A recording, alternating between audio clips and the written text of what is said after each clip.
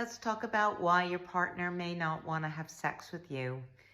It's something that I hear all the time, that especially women, they're just not up for it. I think there's a number of reasons for that.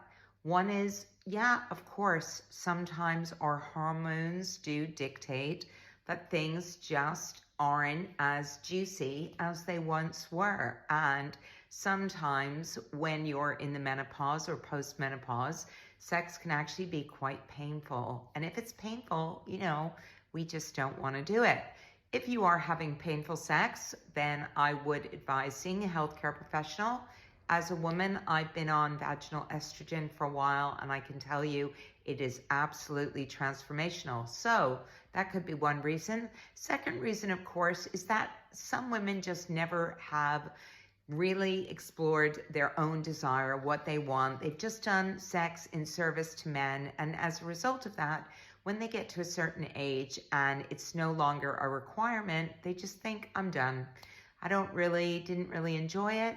Maybe they didn't really, know what enjoyment was. And as a result of that, they just decide they've just had enough and they're just not up for it. And if that's the case, I think the best thing you can do is go for some counseling and learn how to speak to one another about sexual desires, because some of us, all of us, have got fantasies, and often it's really hard to explain to your partner what's going on in your head, especially if you think that you might be rejected. So, communication is number one most important thing when it comes to having a great sex life, is just knowing how to communicate what you like and what you want with your partner. Of course, if you don't know that yourself, then, it can be hard to explain to somebody else. And the third thing is just the stresses of life. It's just being tired, being under stress. Maybe